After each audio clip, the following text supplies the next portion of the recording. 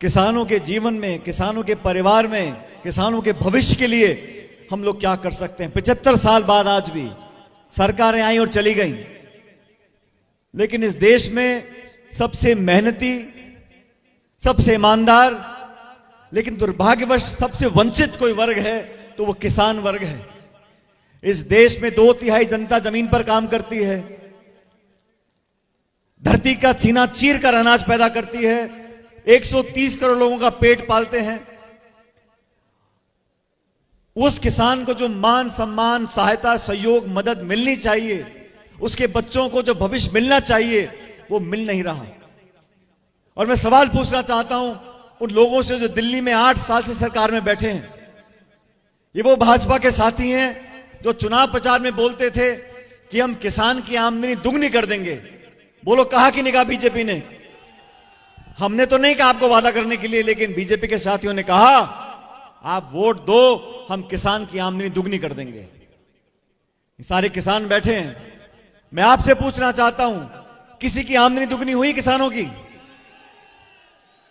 अगर कुछ दुगनी चौगनी हो रही है तो खाद की कीमत, पेट्रोल की, डीजल की, बीज की, यूरिया की, बिजली की, ये सारी कीमतें आसमान छू रही हैं। कोई भला आदमी केंद्र की सरकार का आकर ये बोलने को तैयार नहीं है कि महंगाई कम करने की कोशिश भी करेंगे। आप उनसे पूछो गैस का सिलेंडर 1200 रुपए का क्यों बिक रहा है, तो कहते हैं हिंदुस्तान और पाकिस्तान। आप पूछो किसान आज भुखमरी के कगार पर खड़ा है, जो 2-3 बीघे में खेती करते हैं उस पर क्या बचता होगा, क्या पालता होगा, क्या बचाता होगा? ये सवाल पूछो तो केंद्र की सरकार के लोग, बीजेपी के साथी बोलते हैं हिंदुस्तान, पाकिस्तान, मुसलमान, हिंदू, मंदिर, मस्जिद, इसी चर्चा में लोगों को समेटना चाहते हैं। लेकिन मैं चाहता हूं, हम सब चाहते हैं, किसान को एक ऐसी रूपरेखा देनी जरूरी है। किसान को मदद अगर आप नहीं कर सकते हो तो किसान पे जो प्रहार आपने किया था, ये 3 जो काले कानून बनाए थे, अपनी जिद में बनाए थे, और 1 साल तक किसानों ने देश की राजधानी में धरने दिए, प्रदर्शन किया, चक्का जाम किया, तो 1 साल के बाद जब चुनाव आने वाले थे तो हाथ जोड़ के बोला ये तीनों कानून वापस ले रहे हैं। अब मैं से पूछना चाहता हूं कि किसके कहने पे तो आपने कानून बनाए थे और किसके कहने पे आपने वापस ले लिए? सैकड़ों किसानों की जान चली गई। इस देश में किसान को जो हक और अधिकार मिलना चाहिए, किसान के नाम पर राजनीति सब करते हैं, किसान के नारे सब देते हैं, लेकिन सही मायने में किसान, उसके परिवार को भला और भविष्य अगर बेहतर करना कोई चाहता है, उन लोगों की पहचान आपको करनी पड़ेगी। मैं किसान परिवार में पैदा हुआ और मैं इसलिए बोलता हूं कि मेरा जन्म गांव में नहीं हुआ। मेरे पिताजी एयरफोर्स में थे, तो जहां जहां एयरफोर्स का स्टेशन था वहां हमारी पोस्टिंग होती थी। लेकिन जो किसान के दर्द को नहीं समझ सकता, जो किसान की मुश्किल को नहीं समझ सकता, वो सिर्फ भाषण दे सकता है। और मैं ये बात बार बार बोलता हूं, जब तक किसानों के बच्चे, गरीब के बच्चे उन कुर्सियों पर नहीं बैठ जाएंगे जहां से इस देश की, प्रदेश की नीतियां लागू होती हैं, तब तक देश का कल्याण, प्रदेश का कल्याण नहीं हो सकता। जिसको पता होगा कि मुझे बैंक से अगर 50,000 रुपए का लोन लेना है, उस किसान की चप्पल घिस जाती है, जूती घिस जाती है बैंक के चक्कर काटते काटते। 2 बार क्लर्क मिलेगा, बोलेगा अटैच करके लाओ, नोटराइज करके लाओ, ये प्रमाण पत्र दो, क्या गिरवी रखोगे, 10 चक्कर काटेगा, फिर किसी दलाल को 2-5 हजार रुपए पकड़ाएगा, तब जाके उसको मिलेंगे 50,000 रुपए। ये हकीकत बनी है देश की व्यवस्था के अंदर। और कोई धन्ना सेठ, मोटा सामी, कोई उद्योगपति बैंक मैनेजर को फोन कर दे तो 10 करोड़ का चेक उसके घर पहुंच जाता है, बैंक मैनेजर लेके जाता है। इस वास्तविकता को समझना जरूरी है और इसलिए हम लोगों ने बीड़ा उठाया है कि उन लोगों को सचेत करेंगे, उन लोगों को जो किसान की ताकत को कम समझते हैं। इस देश में लोगों को बांटने के लिए बहुत सी बातें बोली जाती हैं, जाति, धर्म, भाषा, प्रांत, लेकिन इन सब बातों को खत्म करने के लिए, इन सब बातों से ऊपर उठने के लिए कुछ ऐसी बातें भी हैं। जो किसान है वो किसी जाति का नहीं है, जो अनाज पैदा कर रहा है मंडी में एक मुट्ठी गेहूं की पकड़ लो, कोई बता नहीं सकता किसको किसने पैदा किया है, जाट ने, मीणा ने, गुजर ने, तेली, कुछ पता नहीं। लेकिन अनाज पैदा करने वाला, खेती करने वाला जो व्यक्ति किसान, उसकी कोई जाति नहीं है।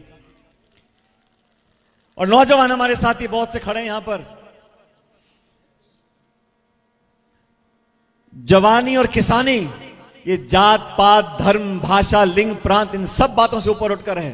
तो मैं नौजवानों से और किसानों से ये अपील करना चाहता हूं कि अपनी ताकत को हम लोग समझें और लोगों को विश्वास होना चाहिए कि हमारी कथनी कर्मी में फर्क नहीं है, जो हम कहते हैं वो कर कर दिखाते हैं।